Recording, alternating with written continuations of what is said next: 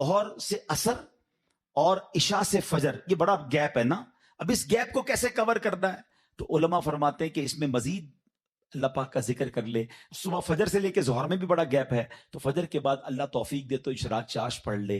اچھا، ہر نماز کے بعد تسبیح فاطمہ پڑھے، 33 بار سبحان اللہ، 33 بار الحمدللہ، 34 بار اللہ اکبر. تو یہ بھی کچھ اللہ کا ذکر ہو گیا. اللہ توفیق دے تو رات سونے سے پہلے صلاۃ التوبہ پڑھ لے، سورہ ملک کی تلاوت کر لے. اللہ اور توفیق دے تو تہجد کی نماز اٹھ کے پڑھ لے. تو کبھی نہ کبھی، یعنی ہر تھوڑی دیر بعد میرا عمل ذکر الہی سے ہے، تسبیح ہاتھ میں ہو، درود پاک پڑھ لے، سبحان اللہ. اب یہ وہ عمل ہیں کہ بندہ اگر ان اعمال میں رہے گا تو سچ بتاؤ، اس بندے کا جب موت کا وقت آئے گا تو کتنا بڑا چانس ہے کہ کسی نہ کسی موقع پہ ذکر ہی کر رہا ہوگا، نعت سن رہا ہے، تلاوت سن رہا ہے، خود تلاوت کر رہا ہے، اجتماع میں بیٹھا ہے، درس دے رہا ہے، درس سن رہا ہے، نماز پڑھ رہا ہے، ذکر کر رہا ہے، مارکیٹ میں گیا ہے، نوکری بھی کر رہا ہے، کاروبار بھی کر رہا ہے، تو وہاں بھی اللہ کا ذکر زبان پر جاری ہے. ارے کام تو ہاتھ سے کرتے ہیں نا، کیا ذکر الہی نہیں کر سکتے؟ مسلمانوں کی خیر خواہی کریں، مسلمانوں کی بھلائی والے کام کریں. حلال کمانا بھی عبادت ہے، تو کہیں نہ کہیں عبادت میں مصروف ہوگا. جب بھی موت آئے گی انشاءاللہ اچھے حالت میں آ جائے گی. شعبان المعظم کی 15ویں رات، شب برات. اس کو برات پتہ ہے کیوں کہتے ہیں؟ آپ نے جملہ سنا ہوگا، با عزت بری ہو گیا. حدیث پاک میں آتا ہے جب شعبان کی 15ویں رات آئے تو اس رات قیام کرو، یعنی اس رات عبادت کرو. آقا فرماتے پھر دن کو روزہ رکھو. تو بے شک اس رات سورج غروب ہوتے ہی اللہ پاک اپنی شان کے مطابق آسمان دنیا پر تجلی فرماتا ہے اور ارشاد فرماتا ہے، الا من مستغفر لی فاغفر لہ. ہے کوئی مجھ سے مغفرت مانگنے والا کہ اسے معاف کر دوں؟ الا مسترزق فارزقہ. ہے کوئی رزق مانگنے والا کہ اسے رزق عطا کر دوں؟ الا مبتلا فاعافیہ. ہے کوئی پریشان حال کہ میں اس کی پریشانی دور فرماؤں؟ ہے کوئی ایسا؟ طلوع فجر تک یوں ہی اعلان ہوتا رہتا ہے. پتہ اس رات کتنے بخشے جاتے ہیں؟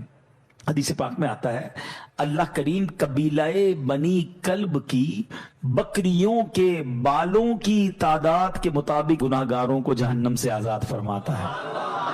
ہم میں سے کون ہے جو اپنے سر کے بال گن سکے؟ They are not able to count our own hair. اپنے سر کے بال نہیں گن سکتے، ایک بکری کے بال نہیں گن سکتے. قبیلہ بنی کلب کے بارے میں آتا ہے ہزاروں بکریاں پالتا تھا. وہ سب سے بڑا قبیلہ تھا جو سب سے زیادہ بکریاں پالتا تھا. اس کا مطلب کروڑ لوگ بخشے جائیں گے. مگر حدیث پاک میں چند بد نصیبوں کا ذکر ہے کہ جو نہیں بخشے جائیں گے. فرمایا شرابی نہیں بخشا جائے گا، ماں باپ کا نافرمان نہیں بخشا جائے گا، زنا کا عادی نہیں بخشا جائے گا، رشتے توڑنے والا نہیں بخشا جائے گا، تصویر بنانے والا، یہ جو اپنے ہاتھ سے تصویریں بناتے ہیں، مجسمے بناتے ہیں، نہیں بخشا جائے گا، چغل خور نہیں بخشا جائے گا. ایک اور روایت کے مطابق نجومی، یہ جو کاہن ہوتے ہیں، یہ نہیں بخشے جائیں گے. جادو ٹونا کرنے والا نہیں بخشا جائے گا. تکبر والا لباس پہننے والا نہیں بخشا جائے گا. مسلمان سے بلا اجازت شرعی بغض و کینہ رکھنے والا، دشمنی چھپانے والا، دل میں جب بغض رکھتے ہیں، وہ بھی نہیں بخشا جائے گا. ذرا غور کیجئے، کہیں ایسا نہ ہو کروڑوں بخشے جائیں اور میری کسی بری عادت کی وجہ سے میں پھنس جاؤں اور میری بخشش نہ ہو. تو اے میرے پیارے اسلامی بھائیوں، اللہ بڑا کریم ہے، وہ توبہ قبول کرنے والا ہے. یہ بہت بڑے گناہ ہیں. اس سے یہ بھی اندازہ ہوتا ہے کہ جب اتنی بڑی عنایت، اتنی بڑی مغفرت ہے، یہ کتنے بڑے گناہ ہیں. تو اے میرے پیارے اسلامی بھائیوں، ہمیں توبہ کرنی ہے. درود پاک پڑھنے کے بے شمار فضائل و برکات ہیں. کعبے کے بدر الدجا، طیبہ کے شمس الضحیٰ صلی اللہ تعالی علیہ وسلم کا فرمان عالی شان ہے کہ جو کوئی شخص مجھ پر ایک بار درود پاک پڑھے، اللہ کریم اس پر اپنی 10 رحمتیں نازل فرماتا ہے. جو کوئی شخص 10 بار درود پاک پڑھے، اللہ کریم 100 رحمتیں نازل فرماتا ہے. فرمایا جو 100 بار پڑھے، اللہ 1000 رحمتیں نازل فرماتا ہے. میرے آقا علیہ السلام فرماتے ہیں جو 1000 بار درود پاک پڑھنے والا ہوگا، حدیث کا خلاصہ ہے، وہ مرے گا نہیں جب تک جنت میں اپنا مقام نہ دیکھ لے. یعنی مرنے سے پہلے اسے جنت میں اپنا گھر بھی دکھا دیا جائے گا. تو کیا ہی اچھا ہو کہ ہم چلتے پھرتے اٹھتے بیٹھتے کوئی ٹائم اپنی پوری ڈیلی روٹین کا ایسا سیٹ کریں کہ میں نے اس وقت درود پاک پڑھنا. اب دیکھیں نا سوشل میڈیا پر بعض اوقات گھنٹوں ہمارے ریلز دیکھتے ہوئے چیزیں دیکھتے ہوئے گزر جاتے ہیں، بلکہ بعض اوقات ان میں گناہ ہوتا ہے. ثواب تو دور کی بات، یا تو فضول ہوتے ہی ہیں یا گناہ ہو رہا ہوتا ہے. تو کیوں نہ ان عادتوں کو کچھ کم کریں، اس سے جان چھڑائیں اور ذکر و درود کی طرف آ جائیں. اللہ مجھے بھی اور آپ کو بھی اپنا اور اپنے حبیب علیہ الصلوۃ والسلام کا کثرت سے ذکر کرنے کی توفیق عطا فرمائے. محبت کے ساتھ با آواز بلند درود پاک پڑھ لیں. صلو علی الحبیب. آج میں نے ایک بڑی کمال کی ایک سنت آپ کے سامنے پیش کرنی ہے، اور نارملی دیکھا یہ گیا ہے کہ اس سنت سے بہت سارے لوگ اب دور ہو گئے ہیں. حالانکہ یہ اتنی پیاری سنت ہے، بغیر محنت بغیر کوشش کے نیکیوں کا انبار لگ جاتا ہے. اتنی نیکیاں اور آپ اتنے بڑے بڑے انعامات کے حقدار بن جاتے ہیں. وہ سنت کون سی ہے میں انشاءاللہ بیان کرتا ہوں، مگر امام محمد بن محمد غزالی علیہ رحمت اللہ الوالی نے ایک بڑا پیارا واقعہ اپنی کتاب مکاشفۃ القلوب میں لکھا. مکاشفۃ القلوب بڑی پیاری کتاب ہے. واقعہ کیا تھا کہ ایک شخص نے ایک غلام خریدا. آج کے دور میں تو کسی کو گھر میں ملازم رکھنا ہو تو وہ نوکری پہ جاب پہ رکھتا ہے نا، پہلے ایسا نہیں ہوتا تھا. پہلے غلام خریدے جاتے تھے. انہوں نے غلام خریدا. اچھا جب غلام خریدا تو غلام کہتا ہے حضور میری 3 شرطیں ہیں. اچھا بات بڑی عجیب تھی، غلاموں کی شرطیں نہیں ہوتی ہیں. آپ نے کہا اچھا تم بھی شرطیں لگاؤ گے، بتاؤ کیا شرطیں ہیں.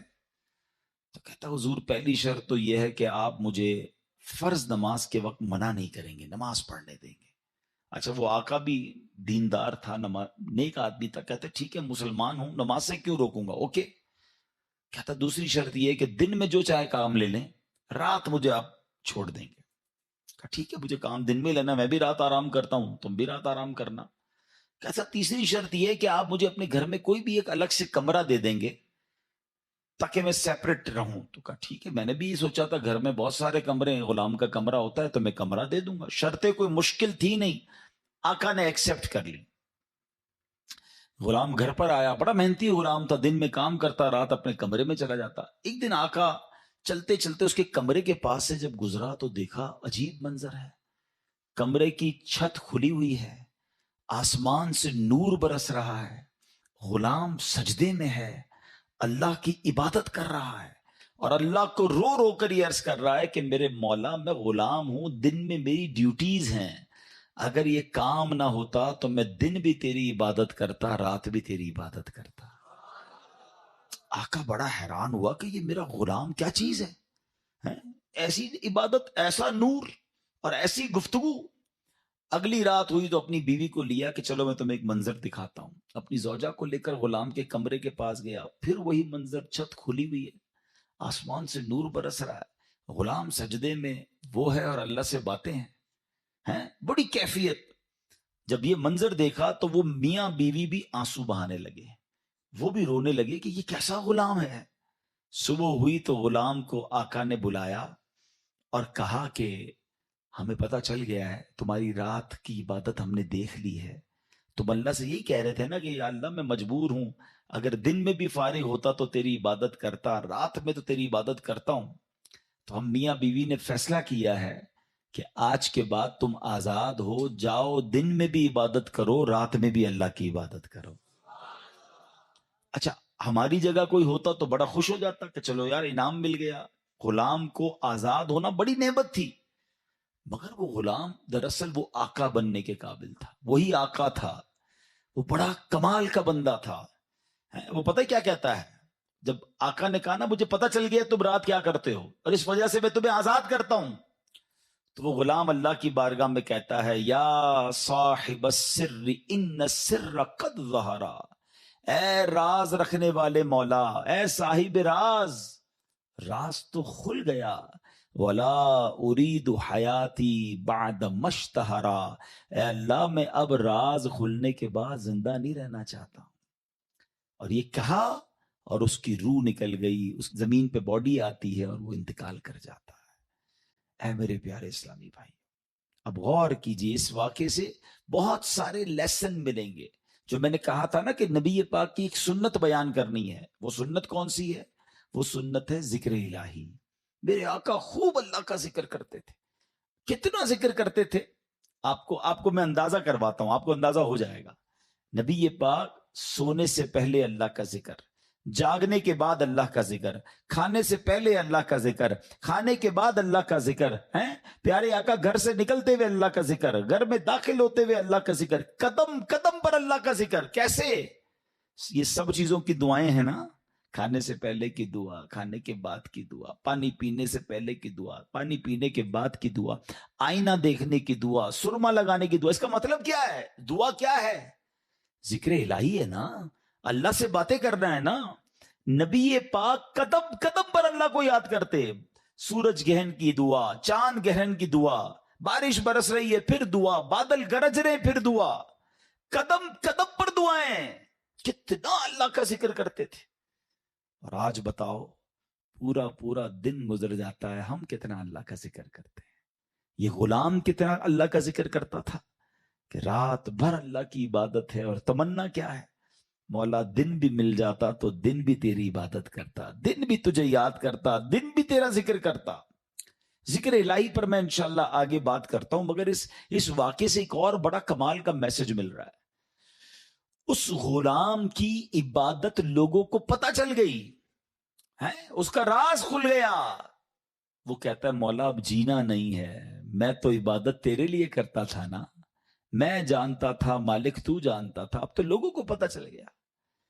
اب بتائیں ہمارا کیا حال ہے؟ ہم تو عبادت بہت سارے لوگ کرتے ہی اس لیے کہ لوگوں کو پتہ چل جائے. وہ اس لیے کر رہا ہے کہ رب دیکھے اور کوئی نہ دیکھے. اور ہماری اکثریت ان کاموں میں لگی ہوئی ہے کہ دنیا دیکھے میں نے کیا کیا ہے. نیکی کر دریا پہ ڈال، بچپن میں سنتے تھے، اب نیکی کر سوشل میڈیا پہ ڈال. جو کرنا ہے لوگوں کو بتانا ہے، جو نیکی ہے سب کو بتانا ہے. اپنے دل سے پوچھو نا، کیوں جی چاہتا ہے کہ میری نیکیاں لوگوں کو پتا چلیں؟ پتہ اخلاص کی تعریف کیا ہے؟ علماء فرماتے ہیں what is the meaning of اخلاص. اخلاص اس کو کہتے ہیں کہ بندہ جس طرح اپنے گناہوں کو چھپاتا ہے اس طرح اپنی نیکیوں کو چھپائے. بتائیے نا، ہم اس طرح اپنے گناہ، کوئی ہے جو یہاں یہ چاہتا ہو میرے گناہ سب کو پتہ چل جائیں؟ کوئی بھی نہیں چاہتا. مگر نیکی سب کو پتہ چلنی چاہیے. نہیں، کچھ نیکیاں تو ایسی کیجئے نا جو فقط میں جانوں، میرا رب جانے. میں نیکی کرنے کے بعد مجھے کیوں خیال آتا ہے کہ یار سامنے والے کو پتا تو چلے میں حاجی ہوں، میں حافظ ہوں، میں نمازی ہوں، میں روزہ دار ہوں، میں نے یہ نیکی کی ہے، میں نے فلاں کام کیا. وائے؟ کیوں؟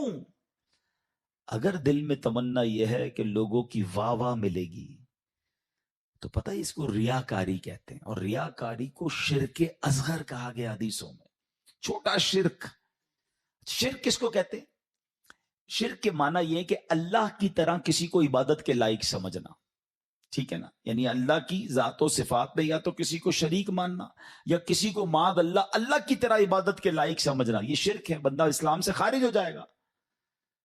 اب اس کو شرک اصغر کیوں کہا گیا؟ کہ بندہ پڑھ تو نماز رہا ہے، رکھ تو روزہ رہا ہے، صدقہ کر رہا ہے، خیرات کر رہا ہے، عبادت اللہ کی کر رہا ہے، مگر دل میں تمنا ہے کہ لوگ راضی ہو جائیں، لوگ خوش ہو جائیں. نیت کیا ہے؟ نیت رب کو راضی کرنے کی نہیں، لوگوں کو راضی کرنے کی ہے. اب ہم چیک کر لیں کہ کہیں ایسا تو نہیں کہ شیطان ہمارے اندر یہ وبا داخل کر چکا ہے کہ پہلے تو نیکی نہیں کرنے دیتا، لیکن نیکی کر لے تو پھر چھپانے نہیں دیتا، پھر بچانے نہیں دیتا، پھر ایسی باتیں دل میں لاتا ہے کہ اس کو بھی بتا دے، اس کو بھی بتا دے. کیوں؟ ہمارا جی کیوں چاہتا ہے ایک ایک نیکی کی تصویر ہم نے لگانی ہے تاکہ لوگ دیکھیں میں نے یہ چندہ دیا، یہ راشن دیا، یہ فلاں کام کیا. میں ویسے آپ کے دل کے دروازے پر دستک دیتے ہوئے ایک سوال کرنا چاہتا ہوں کہ ذرا یہ تو چیک کیجئے، یہ میرے لیے بھی سوال ہے، یہ آپ کے لیے بھی ہے، کہ ہماری ایسی کتنی نیکیاں ہیں جو صرف میں جانوں اور میرا رب جانے؟ اپنے آپ سے پوچھئے گا، اکیلے میں پوچھئے گا کہ ایسا کیا میں نے کیا ہے نیکی کا کام جو اور کسی کو نہیں پتا، میں جانوں اور میرا رب جانے۔ آپ کو پتہ ہے پہلے کے زمانے کے کچھ بزرگان دین ایسے ہوتے تھے کہ وہ غریبوں کی مدد کرتے تھے، مگر ان غریبوں کو بھی پتہ نہیں چلتا تھا کون مدد کر رہا ہے۔ بعض اوقات ان بزرگوں کا انتقال ہوتا نا تو لوگ کہتے یار وہ ہر مہینے مدد آتی تھی، راشن آتا تھا، اب نہیں آ رہا، تو پتہ چلتا تھا کہ وہ فلاں بزرگ کا وصال ہوا ہے، وہ ہر مہینے مدد کرتے تھے، مگر کبھی انہوں نے نہیں بتایا، پتہ لگنے بھی نہیں دیا۔ اور آج ہم کسی کی مدد کریں تو اس پر احسان جتاتے ہیں، بھائی یاد ہے نا میں نے مدد کی تھی، بھول تو نہیں کیا تیرا ساتھ دیا تھا۔ ہر مہینے اگر کسی کی مدد کر رہے ہیں تو ہر مہینے احسان جتا رہے ہیں، ہر مہینے اس پر روب جھاڑ رہے ہیں۔ نہیں میرے پیارے اسلامی بھائی، نیکی کیجئے مگر اللہ کے لیے، کچھ ایسی تلاوت، کچھ ایسے نوافل۔ آپ دیکھیں نا تہجد بندہ کب پڑھتا ہے؟ رات کو پڑھتا ہے، بعض اوقات اکیلے میں پڑھتا ہے، جب کوئی نہیں دیکھ رہا، دنیا سو رہی، آپ تہجد پڑھ رہے۔ کیا کمال کا یہ کام ہے کہ میں جانوں رب جانے۔ مگر شیطان کو صبر نہیں آتا نا، وہ کہتا ہے اس نے تہجد پڑھ لی تو جنت میں چلا جائے گا، اب اس کی تہجد کیسے خراب کروں؟ تو وہ کیا کرتا ہے؟ وہ دل میں خیال ڈالتا ہے کہ ایسا کرو دوسروں کو بتاؤ۔ وہ کیا کرتا ہے؟ صبح اٹھ کے کوئی نہ کوئی بہانہ چاہیے۔ اب کچھ لوگ پتہ ہے کیا کرتے ہیں؟ یار آج بہت تھکا ہوا ہوں۔ خیریت؟ کیوں تھکے ہوئے؟ وہ میں تہجد سے اٹھ جاتا ہوں نا۔ اچھا ماشاءاللہ آپ تہجد بھی پڑھتے ہیں؟ بس اس نے یہ کہنا ہے تو ساڑھے دل وچ ٹھنڈ پہ گئی کہ انہاں نو ساری تہجد دا پتہ چل گیا۔ وہ پتہ تو چل گیا، ڈیلیٹ بھی ہو گیا بھائی۔ کیوں پتہ چل گیا؟ کیوں بتانا ہے؟ اللہ کرے یہ بات اس غلام کے اس واقعے سے کیسی بات سیکھنے کو مل رہی ہے۔ مالک کو پتہ چل گیا، حالانکہ اس نے نہیں بتا، ہم تو بتاتے ہیں، اس نے بتایا نہیں تھا، یہ تو چھپ کے کر رہا تھا، مگر پتہ چل گیا تو کہتا ہے مولا اب راز ہی کھل گیا تو اب جینے کا کیا فائدہ ہے۔ ہائے ہائے، غلام تو نہیں کہوں گا، اس آقا کے صدقے اللہ مجھے بھی اخلاص نصیب فرمائے، آپ کو بھی نصیب فرمائے۔ اچھا اب بات کرتے ہیں سنت رسول، ذکر الہی کی۔ آئے ہائے کیسا کمال کا کام ہے یہ ذکر الہی۔ اللہ کریم کس طرح قرآن مجید میں ہمیں ذکر کرنے کا حکم ارشاد فرماتا ہے، فرمایا یا ایہا الذین آمنوا اذکروا اللہ ذکرا کثیرا۔ آسان ترجمہ قرآن کنز الایمان، اے ایمان والو اللہ کو بہت یاد کرو۔ کتنا؟ نبی پاک علیہ السلام کی حدیث ہے اللہ کو اتنا یاد کرو، اتنا ذکر کرو کہ لوگ تمہیں دیوانہ کہنے لگے۔ بس اللہ کی یاد کرتے رہا کرو، ذکر الہی کرتے رہا کرو۔ ہائے مگر ہمارا حال کیا ہے کہ زبان فضول باتیں تو کرتی ہے مگر اللہ کا ذکر نہیں کرتی ہے۔ ہمارے بزرگ کیسے ذکر کرتے تھے؟ حضرت جنید بغدادی کا نام سنا ہوگا رضی اللہ تعالیٰ، بہت بڑے اللہ کے ولی۔ آپ کے بارے میں آتا ہے کہ آپ اتنا ذکر الہی کرتے تھے، ایک بار نائی کی دکان پر گئے مونچھیں ترشوانے کے لیے، تو نائی کہتا ہے حضرت تھوڑی دیر خاموش ہو جائیں ورنہ آپ کی ہونٹ پہ کٹ لگ جائے گا، میں مونچھیں کاٹ رہا ہوں آپ ذکر کر رہے ہیں۔ وہ کہتے ہیں ذکر کرتا رہوں گا، تم اپنا کام کرو، ہونٹ کٹتا ہے تو کٹ جائے، میں نے ذکر نہیں چھوڑنا۔ اتنی دیر کے لیے بھی ذکر الہی نہیں چھوڑنا ہوتا تھا۔ ایک بزرگ تھے اور کبال کے بزرگ تھے، حضرت سری سکتی سے مروی ہے کہ میں حضرت جرجانی کے پاس گیا تو ستو دیکھے، وہ ستو پی رہے تھے، روٹی نہیں کھاتے تھے۔ تو میں نے کہا حضرت روٹی آپ کیوں نہیں کھاتے، ستو کیوں پیتے؟ وہ کہتے ہیں میں نے کیلکولیشن کی، روٹی کھانے میں اور ستو کھانے میں 90 تسبیحات کا فرق ہے۔ میں اگر ستو پیتا ہوں تو پیٹ پھر بھی بھر جاتا ہے، مگر میں روٹی کھاتا ہوں تو ٹائم زیادہ لگتا ہے۔ 90 تسبیحات میں زیادہ پڑھ لیتا ہوں، اس لیے 40 سال ہو گئے میں نے روٹی نہیں کھائی ہے۔ یار کمال لوگ تھے، نیک تھے، پرہیزگار تھے، نیکیوں کا انبار تھا، مگر اور نیکیاں چاہیے۔ کیوں؟ ان کو پتا تھا نا اجر کیا ہے۔ آپ کو پتا ہے ذکر الہی کا اجر کیا ہے؟ ذرا مل کر کہیے سبحان اللہ، الحمدللہ، اللہ اکبر۔ کتنی دیر لگی؟ 10 سیکنڈ، مشکل سے 3 جملے کہے 10 سیکنڈز، ٹھیک ہے؟ 10 सेकंड में आप दुनिया में क्या कमा सकते हैं, बगैर खड़े हुए, बगैर पसीना बहाए, बगैर कोशिश किए, बैठे बैठे 10 सेकंड में 3 जुमले कहे, क्या कमाया पता है आपने? मेरे नबी अलैहि सलाम के सच्चे वादे हैं, जो एक बार सुबहान अल्लाह कहे जन्नत में दरख्त लगा दिया जाता है, एक बार अल्लाह अकबर कहे जन्नत में दरख्त, एक बार ला इलाहा इल्लल्लाह कहे जन्नत में दरख्त। मुझे बताओ तो सही कितनी देर लगती है? आपने बैठे बैठे 3 जन्नत में दरख्त लगा लिए। अच्छा, ये तो चूंकि नबी पाक की हदीस है, हमें अमल करना चाहिए, लेकिन दुनियावी स्कीम हो तो आज अगर ऐलान कर दूं कि भाई ये फैजान मदीना में आप सब बैठ जाएं, आज फजर तक जो जितनी बार सुबहान अल्लाह कहेगा उतने 1000 रुपए मिलेंगे। बंदा कहेगा हजरत फजर तक क्यों आप कहें, 2-3 दिन बैठ जाते हैं, मोबाइल बंद, तस्बीह हाथ में, हर सुबहान अल्लाह पर 1000 रुपए, 100 सुबहान अल्लाह पे लाख रुपए। ओए होए, आज तो अमीर करोड़पति होके जाऊंगा। मुझे सच बताओ, सुबहान अल्लाह कहने पर 1000 रुपए ज्यादा कीमती हैं, या मेरे आका फरमा रहे हैं कि उसके लिए जन्नत में दरख्त लग जाता है? तो फिर क्यों ना हम जन्नत में दरख्त लगाने का सामान करें, हम क्यों ना अल्लाह को राजी करने का और अपने लिए आखिरत का सामान करें। और जिक्र वाले कितने अल्लाह को पसंद हैं। एक बड़ी कमाल की हदीस है, हजरत सहल बिन मुआज रदी अल्लाह तआला अन्हु अपने वालिद साहब से रिवायत करते हैं कि एक मर्तबा महफिल नूर सजी हुई थी, रसूल अकरम सल्लल्लाहु अलैहि वसल्लम के साथ सहाबाए किराम भी थे। एक सहाबी ने हुजूर से अर्ज की कि हुजूर ये बताइए कि जिहाद में सबसे अजमत वाला ज्यादा कौन है? जिहाद करने वाले तो बहुत सारे हैं ना, बहुत सारे सहाबा लड़ते थे अल्लाह की राह में, तो हुजूर इनमें सबसे ज्यादा अजमत वाला कौन है? तो प्यारे आका ने फरमाया अक्सरुहुम लिल्लाहि जिक्रन, यानी जो अल्लाह पाक का कसरत से जिक्र करता है वो ज्यादा अजमत वाला है। अब बात समझ रहे, यानी सब जिहाद करने वाले कमाल के हैं, मगर इनमें जो टॉप पे है, जो सबसे ज्यादा जिक्र करता है। अब साहबी कहते हैं हुजूर रोजादारों में सबसे ज्यादा अजमत वाला कौन है? रोजादार तो लाखों करोड़ों मुसलमान रोजा रखते हैं ना। आका फरमाते हैं इनमें सबसे ज्यादा अल्लाह का जिक्र करने वाला सबसे अजमत वाला है। साल बिन मुआज फरमाते वो साहब इसी तरह सवाल करते रहे, हुजूर नमाजियों में सबसे ज्यादा अफजल कौन है? या रसूलुल्लाह ज़कात देने वालों में सबसे ज्यादा अजमत वाला कौन है? एक एक इबादत का सवाल करते रहे। आका सबके जवाब में ये फरमाते रहे अक्सरुहुम लिल्लाहि ज़िक्रन, यानी जो अल्लाह पाक का जिक्र कसरत से करता है वो उस कैटेगरी में, उन लोगों में सबसे ज्यादा अफजल और अजमत वाला है। अब हजरत अबू बकर सिद्दीक रदी अल्लाह तआला अन्हु भी हाजिर थे, हजरत उमर फारूक भी मौजूद थे। अबू बकर सिद्दीक रदी अल्लाह तआला अन्हु जो मुसलमानों के पहले खलीफा हैं, वो हजरत उमर से कहते हैं ए उमर, यूं तो जिक्र इलाही करने वाले सारी भलाइयां ले गए। तो नबी पाक ने जब ये सुना तो कहा हाँ ए अबू बकर, बात ऐसी ही है, जो जिक्रुल्लाह की कसरत करता है वो सारी भलाइयां ही समेट लेता है। यानी टॉप ऑफ द लेवल अगर कुछ लोग हैं तो वो कौन है?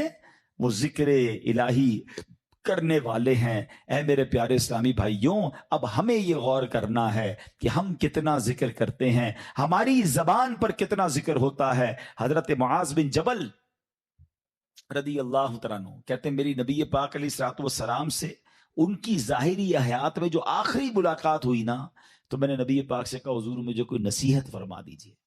तो प्यारे आका अलैहिस्सलातु वस्सलाम से कहते हैं हुजूर कौन सा अमल अल्लाह की बारगाह में सबसे बेहतर और सबसे ज्यादा कुर्ब हासिल करने वाला?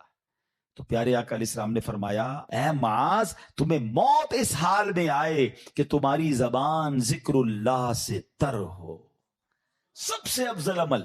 ठीक है ना। अब मुफ्ती अहमद यार खान नईमी इसके तहत फरमाते हैं कि इसका मतलब यह है कि बंदा पूरा दिन कुछ ना कुछ अल्लाह का जिक्र मुख्तलिफ अंदाज से करता रहे। मौत के आने का तो पता नहीं ना, मलकुल मौत तो कभी भी आ सकते हैं। तो वो जब भी मेरी रूह कब्ज करने आए, मैं अल्लाह की याद में हूं, अल्लाह के जिक्र में हूं, इबादत में हूं, अल्लाह अकबर। अब जरा गौर करें, जिनका पूरा दिन गुजरता है और जबान पर जिक्र इलाही नहीं होता। नबी पाक अलैहिस्सलाम ने फरमाया कि जिसका आखिरी कलाम ला इलाहा इल्लल्लाह होगा, दखलल जन्ना, वो जन्नत में दाखिल हो जाएगा। अच्छा, चाहते सब हैं। अब अगर मैं सवाल करूंगा जवाब मुझे ना दें, अपने आप को दे दें। आज पूरे दिन में कितनी बार कलमा पढ़ा है? अच्छा, पूरे हफ्ते में कितनी बार कलमा पाक पढ़ा है? महीना पूरा गुजर गया, कितनी बार कलमा पाक पढ़ा है? اب حال دیکھ لیں, مرتے وقت سب کو کلمہ چاہیے, زندگی میں پڑھنے کے لیے تیار کوئی نہیں ہے.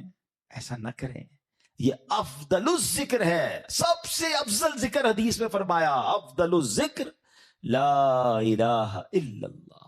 اور یہی بات نبی پاک نے فرمائی نا کہ تمہاری آخری جو الفاظ ہوں زبان پر اے معاذ وہ اللہ کا ذکر ہو. یہ اللہ کی بارگاہ میں سب سے زیادہ قرب دلانے والا عمل ہے. اب علماء نے اس میں بڑی آسانی کر دی ہے. ہاں اب ذرا غور سے سنیے گا. اب ذکر اللہ کی مختلف صورتیں ہیں, ایسا نہیں بالکل یقیناً اللہ کا ذکر اللہ اللہ اللہ سبحان اللہ لا الہ الا اللہ اللہ اکبر سبحان اللہ و بحمدہ سبحان اللہ العظیم یا رحمانو یا رحیمو یا سلامو, یہ سارے اللہ کے ذکر ہیں. مختلف اللہ کے نام لیتے رہیں, اللہ کی یاد میں جتنا ذکر کریں گے یہ ذکر باللسان ہے, یہ زبان سے ذکر ہے.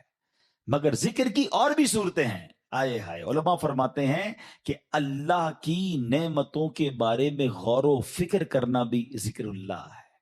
بندہ سوچتا رہے کہ اس رب نے کائنات کیسے بنائی ہے, کیسی قدرت والا میرا رب ہے, قدرت کے نظارے دیکھ رہا ہے, مگر نیت یہ ہے کہ اللہ کی کبریائی اور اللہ کی شان و عظمت دل میں بڑھ رہی ہے کہ میرا مالک ایسے عظیم پہاڑ بنانے والا, وہ رب کریم اتنی خوبصورت دنیا بنانے والا ہے, تو وہ خالق و مالک کیسی عظمت والا ہوگا. اس نظر سے اگر دنیا کے نظارے دیکھ رہے ہیں تو اللہ اکبر. علماء کہتے ہیں یہ آنکھ کا ذکر ہے. اچھا پھر آگے فرمایا دل میں ہے, بندہ تنہا بیٹھا ہے اور اللہ کو یاد کر رہا ہے, اللہ کی ہے کبریائی اور اس کی عظمت و شان کو یاد کر رہا ہے, اللہ کو دل ہی دل میں پکار رہا ہے. فرمایا یہ دل کا ذکر ہے. اچھا پھر اللہ کا ذکر سننا, یہ کانوں کا ذکر ہے. اور سبحان اللہ, اب مزے کی بات سنیں, نعت پاک مصطفیٰ سننا یہ بھی اللہ کا ذکر ہے. اللہ پاک کے بندوں کی باتیں سننا یا پڑھنا یہ بھی اللہ کا ذکر ہے. ان کا ذکر خیر سننا, سیرت کی باتیں سننا. بلکہ علماء تو فرماتے ہیں عبرت کے لیے اللہ پاک کے دشمنوں کے احوال پڑھنا بھی ذکر الہی میں شامل ہے. اب یہ بڑی عجیب بات ہے, ہو سکتا ہے کسی کے ذہن میں سوال آئے کہ ٹھیک ہے اللہ کو یاد کرنا, اللہ کا ذکر کرنا یہ تو ذکر الہی ہے, اللہ کے محبوب بندوں کا ذکر اللہ کا ذکر کیسے ہو گیا ہے؟ اللہ کے نبی علیہ السلام کا ذکر اللہ کا ذکر, بلکہ دشمنوں کے احوال پڑھنا یہ اللہ کا ذکر کیسے ہوا؟ مفتی احمد یار خان نعیمی رحمت اللہ تعالی علیہ نے بڑی پیاری بات بتائی. فرماتے ہیں ایک ذکر ہوتا ہے بالواسطہ اور ایک ہوتا ہے بلا واسطہ. بلا واسطہ کیا ہے کہ اللہ ہی کا نام لے رہے ہیں, اللہ ہی کا ذکر کر رہے ہیں, اللہ ہی کو یاد کر رہے ہیں, یہ تو براہ راست اللہ کا ذکر ہو گیا نا. بلا واسطہ, نو واسطہ, کوئی بیچ میں واسطہ نہیں ہے. مگر بال واسطہ ذکر الہی کیا ہے کہ اس کے محبوبوں کی محبت کا چرچا کرنا, اس کے دشمنوں کی برائی کا ذکر کرنا. اور وہ کیسے لاجیکلی اب سمجھایا مفتی صاحب نے. اب میں آپ سب سے ایک سوال کرتا ہوں, قرآن پاک اللہ کا ذکر ہے کہ نہیں ہے؟ بتائیے. کلام اللہ ہے نا, پورا قرآن ذکر. کوئی قرآن پڑھ رہا ہے تو آپ یہ تو نہیں کہیں گے معاذ اللہ غلط کام کر رہا ہے, وہ ذکر الہی کر رہا ہے, ہر لمحہ عبادت کر رہا ہے. تو اب قرآن میں کہیں تو اللہ کا نام ہے, کہیں تو اللہ کی کبریائی ہے, کہیں تو اللہ کی قدرت کے نظارے ہیں. ان اللہ علی کل شیء قدیر کا ذکر ہے. فبأی آلاء ربکما تکذبان کے ذریعے رب کی شان بیان ہو رہی ہے اور ہمیں کہا جا رہا ہے کہ کون کون سی نعمتوں کو جھٹلاؤ گے. جب جب پڑھتے ہیں اللہ سے محبت بڑھتی ہے. مگر اسی قرآن میں نبی پاک کا بھی تو ذکر ہے نا, رحمت للعالمین بھی کہا ہے, نبی پاک کو خاتم النبیین بھی فرمایا گیا. کہیں یاسین, کہیں طٰہٰ, کہیں مزمل, کہیں مدثر, کہیں والضحیٰ, کہیں واللیل اذا سجا. ارے کوئی قرآن پڑھ رہا ہے اور محبوب کے پاک کا ذکر بھی کر رہا ہے, مگر دراصل وہ ذکر الہی کر رہا ہے. نبیوں کا بھی ذکر, حضرت موسیٰ کا ذکر ہے, حضرت یوسف کے واقعات ہیں. اب پورا واقعہ حضرت یوسف کوئی پڑھ رہا ہے تو کیا یہ کوئی کہے گا کہ نہیں یہ ذکر نہیں کر رہا؟ ارے جب قرآن پڑھ رہا ہے اس کا مطلب یہ ہوا کہ اللہ کے نبی کا ذکر بھی دراصل یہ رب کا ذکر ہے. اور اللہ اکبر, قرآن میں تو کئی قوموں کی بربادی کے احوال ہیں. قارون کیسے دھسایا گیا, بنی اسرائیل کیسے عذاب میں گرفتار ہوئے, فرعون کا حال کیا ہوا, یہ سارے واقعات قرآن میں موجود ہیں. تو اب اس کا مطلب یہ ہوا کہ اللہ کے دشمنوں کے احوال پڑھنا بھی یہ بھی ذکر الہی میں شامل ہے. اور یہ ذکر کی محفلیں کتنی کمال کی ہیں، یہ نصیب والوں کو ملتی ہیں. دیکھیں نا جس کردو میں فیضان مدینہ میں اجتماع ہو رہا ہے، کئی لوگوں کو بلایا گیا ہوگا، کئی لوگوں کو دعوت دی ہوگی، کچھ آئے کچھ نہیں آئے. یقین کریں جو آئے ہیں نا وہ خود سے نہیں آئے، انہیں بلایا گیا ہے.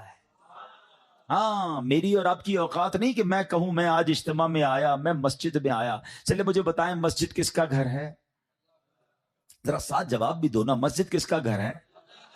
آپ کے گھر میں کوئی بغیر اجازت آ سکتا ہے؟ آپ کا دروازہ کھٹکھٹائے کہ حضرت آج میں آپ کے گھر میں رہوں گا. آپ کون ہے بھائی؟ میں نہیں جانتا، میرے گھر میں کیسے آئیں گے؟ اجنبی ہیں. آپ کے گھر میں کون آتا ہے؟ جس کو آپ بلاتے ہیں. اللہ کے گھر میں بغیر بلائے کیسے کوئی آ سکتا ہے؟ ہم سب کو بلایا گیا ہے، ہمیں موقع دیا گیا ہے، ہمیں سعادت دی گئی ہے. اور سنو، اللہ کے گھر میں آتے رہا کرو. کئی لوگ پورا ہفتہ نہیں آتے، جمعے کی نماز پڑھتے ہیں باقی پورا ہفتہ نہیں آتے. وہ غور کریں کہ ایسا کیا گناہ ہو گیا کہ میرا رب مجھے کیوں نہیں بلاتا، روز 5 وقت مہمان کیوں نہیں بنتا. مبارک ہو اسے جو مسجد میں جس کا دل لگتا ہے اور بار بار آتا ہے. ایک اور مزے کی بات بتاؤں، آپ کے قسم قسم کے رشتہ دار اور دوست ہیں. جو دور کا دوست ہوتا ہے نا وہ سال میں کبھی کبھی ایک بار آ جاتا ہے. جو بہت قریب کے رشتہ دار ہوں، جو بالکل تھوڑا سا فاصلہ ہو، لیکن وہ کبھی کبھی مہینے میں ایک بار آتے ہیں. جو اس سے قریب ہو وہ ہفتے میں ایک بار آتے ہیں. اور گھر والا تو روز گھر میں آتا ہے نا. اب اللہ کے گھر میں جو روز آ رہا ہے، سبحان اللہ، اس پر کتنی رحمتیں ہو رہی ہیں. اور جو کبھی عید کی نماز میں آتا ہے، کبھی 2-4 مہینے بعد اسے اللہ کا گھر یاد آتا ہے. سوچو کتنا ڈسٹنس ہو گیا ہے، کتنی دوری ہو گئی ہے. یہ رحمان کا گھر ہے، اس میں آتے رہا کریں، بیٹھا کریں، وقت بتایا کریں. اور سبحان اللہ، آپ کے گھر میں کوئی مہمان آئے، آپ کیا چاہتے ہیں؟ خوش ہو کر جائے نا.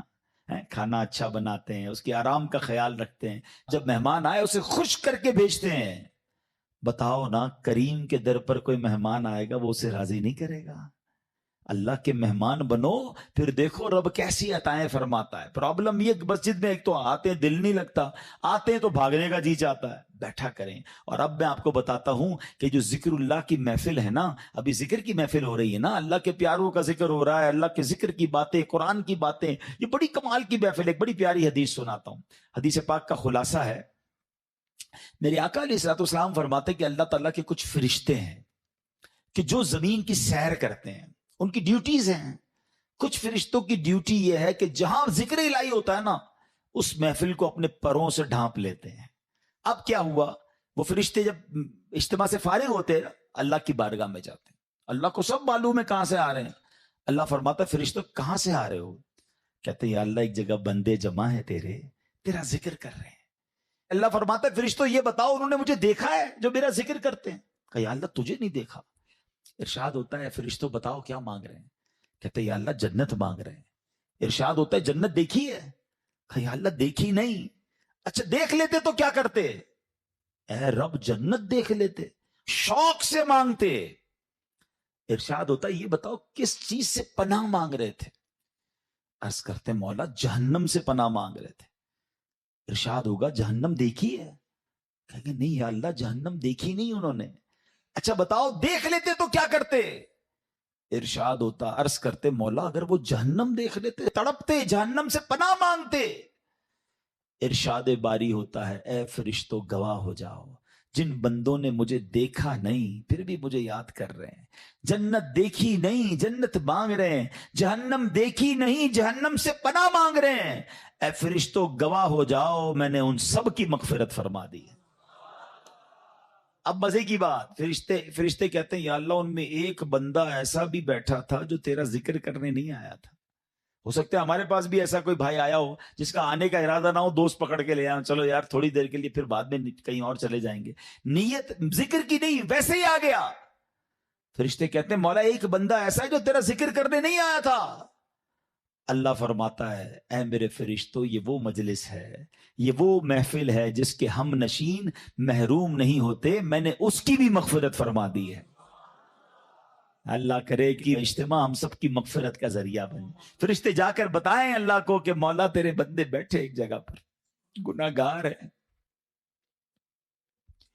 تیرے گھر میں تو بیٹھ کر تجھے یاد کر رہے ہیں, مانتے ہیں گناہ گار ہیں مولا, مگر تیرے سوا کون بخشنے والا ہے, جہنم سے پناہ مانگتے ہیں مولا تجھ سے, تیری جنت کا تجھ سے سوال کرتے.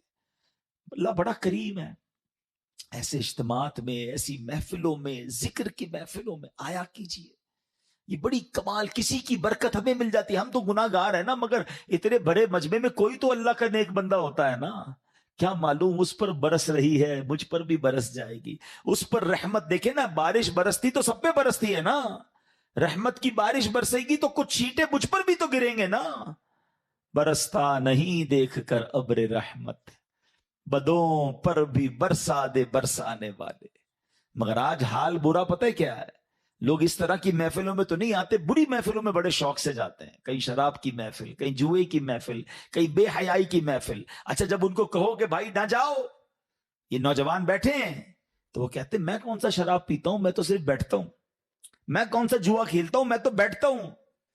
نہیں میرے پیارے اسلامی بھائی, جہاں لعنت برس رہی وہاں بیٹھ رہے ہیں.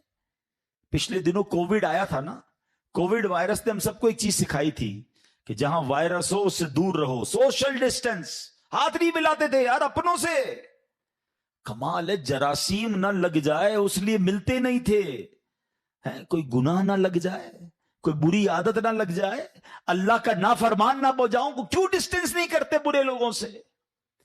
عقل مند لوگ بیٹھے ہیں, اگر کسی عمارت میں گراؤنڈ فلور پر آگ لگ جائے تو کیا فرسٹ اور سیکنڈ فلور والے آرام سے بیٹھیں گے یار نیچے لگی ہے میں تو اوپر ہوں؟ کیا کریں گے, فوراً بلڈنگ خالی کریں گے نا یار, یہ اوپر بھی آ سکتی ہے. آس پاس کے گھر بھی خالی کرا لیے جاتے ہیں. وائے, کیوں؟ کہ یار آگ لگی ہے, بچنا دور ہو جاؤ. جہاں جہنم کی آگ لگی ہے وہاں بیٹھے اور آپ کو پرواہ ہی نہیں ہے کہ یار میں اس کی وجہ سے برا بن سکتا ہوں. بچپن سے جملہ آپ نے سنا ہوگا, اچھے کی صحبت تجھے اچھا بنا دے گی, برے کی صحبت تجھے برا بنا دے گی. لیکن بری صحبتیں مزہ بڑی دیتی ہیں. لوگ کہتے ہیں نہیں یار بڑا مزہ آتا ہے, ہم بیٹھتے ہیں, ہم غلط کام نہیں کرتے. آپ یقین کریں یہ بری صحبتیں ہی ہیں جو بندے کو برباد کرتی ہیں. کسی بھی جواری, کسی بھی شرابی, کسی بھی قاتل, کسی بھی چور, کسی بھی منشیات کا استعمال کرنے والے سے پوچھ لیں کہ یہ عادت کہاں سے ملی ہے. 99.99 بلکہ 100% آپ کو جواب یہی ملے گا کہ یار دوست برے مل گئے تھے, انہوں نے لگا دیا. کوئی آ کے یہ نہیں بتائے گا کہ یار ایک دن برتھ ڈے تھی, میری سالگرہ تھی اور ابو نے لا کے چرس کی سگریٹ دی تھی, بیٹا پی لو, یا پستول لو جا کے چوری شروع کرو. ماں باپ نہیں, گھر سے نہیں ملتی بری عادتیں, برے دوستوں سے ملتی ہیں. تو جب ساری دنیا کے برے لوگ بنے ہی دوستوں سے ہیں, اور میں برا دوست چھوڑتا نہیں, کہتا نہیں میں بڑا طاقتور, مجھے کچھ نہیں ہوگا, آج نہیں ہوگا کل ہو جائے گا. برے کی صحبت دل پر اثر ڈالتی ہے. خوبصورت شعر ہے نا, بھلے بندے دی صحبت یاروں, جویں دکان اتاراں, سودا بھاوے ملے نہ لئیے, ہلے آن ہزاراں. کہتے بھلے بندے کی صحبت ایسی ہے جیسے عطر والے کی دکان ہے, خرچہ کرو نہ کرو خوشبو فری میں مل جاتی ہے. جب بھی عطر کی دکان میں جائیں خوشبو, پہلے تو خوشبو ہی آ جاتی ہے, اور پھر اس کے بعد چھوٹا موٹا سیمپل بھی فری میں آ جاتا ہے. کوئی پیسے خرچ نہیں ہوئے, فائدہ ہوا. یہ بھلے بندے کی صحبت ہے کہ نیک کی صحبت میں بیٹھو گے نا, کچھ ملے نہ ملے گناہ سے تو بچ رہے ہیں. جو اس پر رحمت برس رہی ہے مجھ پر بھی 2 چھینٹے برس جائیں گے. تو اچھی صحبت آلویز بینیفیشل ہے. مگر آگے کیا کہتے ہیں, برے بندے دی صحبت یاروں, جویں دکان لوہاراں, کپڑے پاویں کچھ کنج پئیے, چنگا پین ہزاراں. کہتے برے بندے کی صحبت ایسی جیسے لوہار کی دکان. لوہار کی دکان میں جائیں تو کیا ہوگا, کپڑے کتنے بھی بچا لو, کوئی نہ کوئی چنگاری سوراخ کر دے گی. اچھا سوراخ نہیں کرے گی تو بدبو تو ہو ہی جائے گی کپڑے میں, کیونکہ دھواں بڑا نکلتا ہے. تو یہی برے بندے کی صحبت ہے, تمہارے اعمال کردار کو وہ بکھیر دے گی, خراب کر سکتی ہے. تو اپنی صحبتوں کو چینج کیجئے, ذکر الہی کی کثرت کیجئے. ذکر الہی دلوں کو صاف کرتا ہے. کئی لوگ کہتے چین نہیں ہے, سکون نہیں ہے, ٹینشن بڑی ہے. اب بتاؤ کوئی سکون شراب میں ڈھونڈتا ہے, معاذ اللہ کوئی بری محفلوں میں ڈھونڈ رہا ہے. آؤ قرآن سے پوچھتے ہیں, اے رب کے کلام ہمیں بتا سکون کہاں ہے. قرآن فرماتا ہے الا بذکر اللہ تطمئن القلوب, بے شک اللہ کے ذکر میں دلوں کا چین ہے. تو کرے نا ذکر, چین سکون, آپ ریلیکس ہو جائیں گے. مگر جو زبان ذکر ہی نہیں کر رہی, کہہ رہی ٹینشن بھی دور نہیں ہو رہے. بھائی دل مجھے کس نے بنایا ہے ذرا بتائیے, کس نے بنایا؟ دل کس نے بنایا؟ سکون کون بتائے گا کہاں سے ملے گا؟ جس نے بنایا وہ بتائے گا نا. اللہ فرما رہا ہے دلوں کا چین میرے ذکر میں ہے, اور ہم سکون کہیں اور ڈھونڈ رہے ہیں. ارے جب رب نے بتا دیا تو ذکر کر لو, سکون مل جائے گا. اور یہ جو نبی پاک نے حضرت معاذ سے فرمایا کہ معاذ تمہیں موت اس حال میں آئے کہ تم اللہ کی ذکر سے تمہارا زبان تر ہو, تم حالت ذکر میں ہو. اب علماء نے بڑا پیارا طریقہ بتایا. جو 5 وقت کا نمازی ہوتا ہے نا, وہ نماز کے لیے تیاری کر رہا ہوتا ہے, وضو کر رہا ہوتا ہے, نماز کے لیے جا رہا ہوتا ہے, نماز پڑھتا ہے, نماز سے آ رہا ہوتا ہے. تو 5 ٹائم تو اس کا دن کا اچھا خاصا حصہ نماز کی تیاری, نماز سے واپسی, نماز پڑھنے میں گزر گیا ہے. اب علماء فرماتے بندہ جس حال میں مرے گا نا اسی حال میں اٹھایا جائے گا.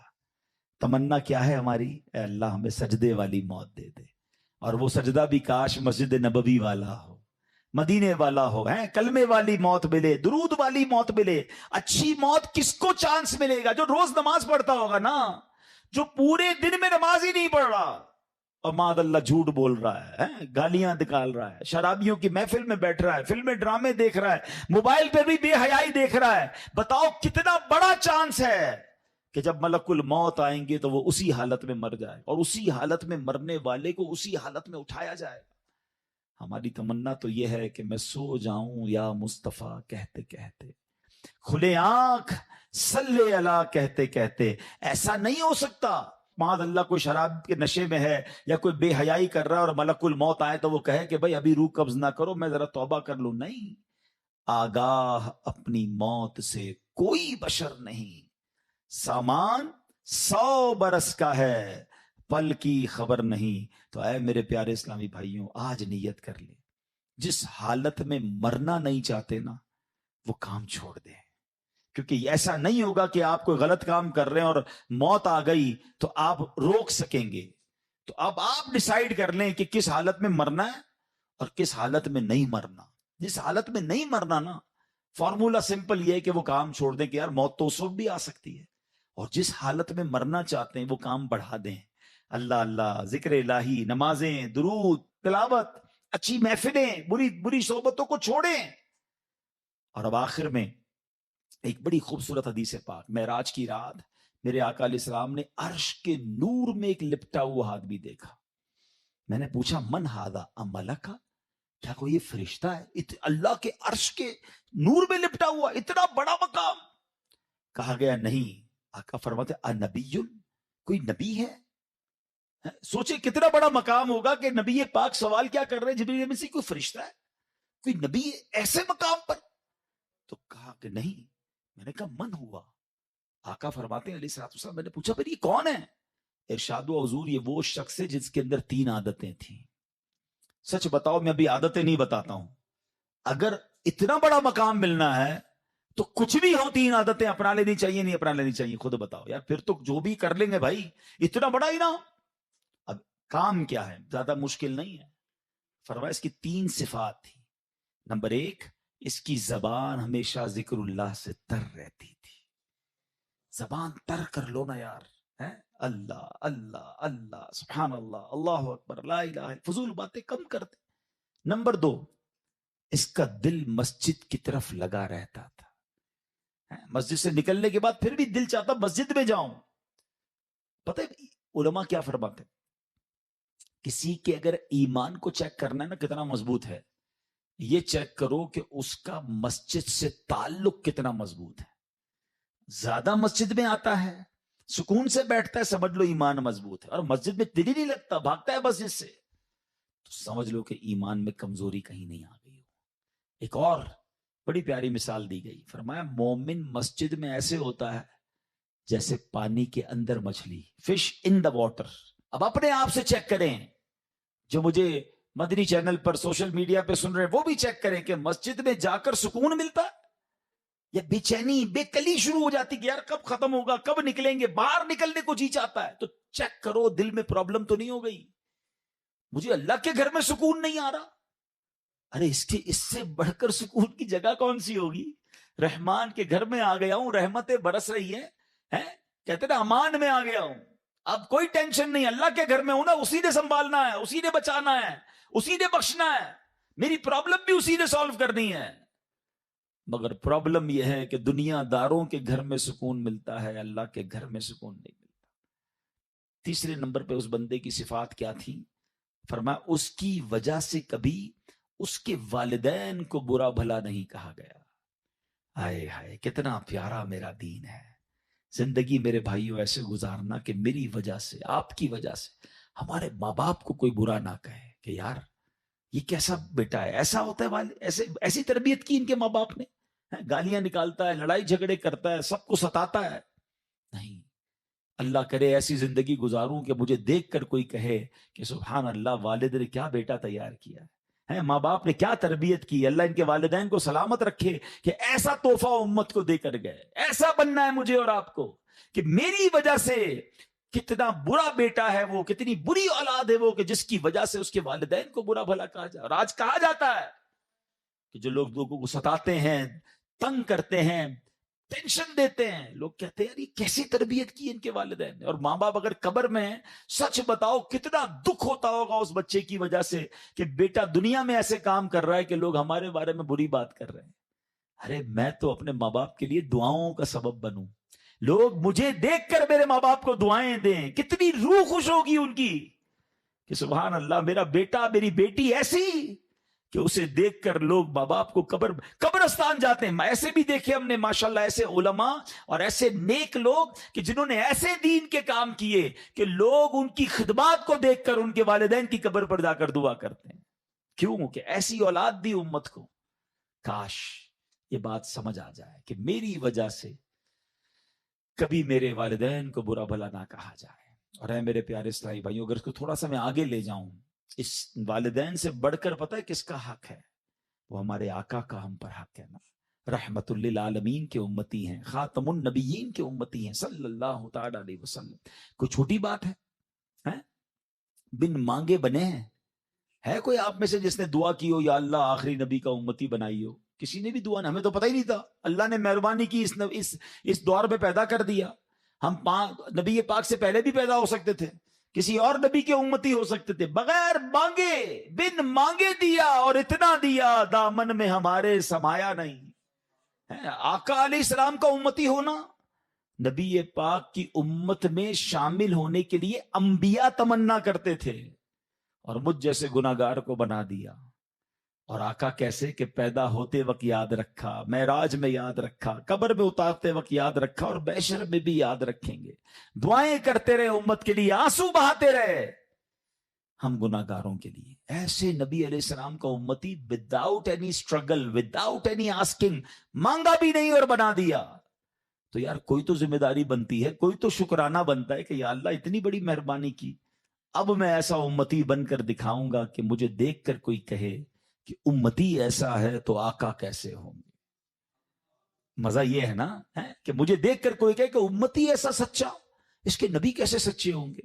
اگر مسلمان ایسا ہے تو اسلام کتنا پیارا مذہب ہوگا. غیر مسلم مجھے دیکھیں تو کہیں یار کہ مسلمان ایسا ہوتا ہے تو پھر مذہب کیسا ہوگا. چلو کلمہ پڑھ کر مسلمان ہوتے ہیں، مگر سچ بتائیں آج کیا حال ہے.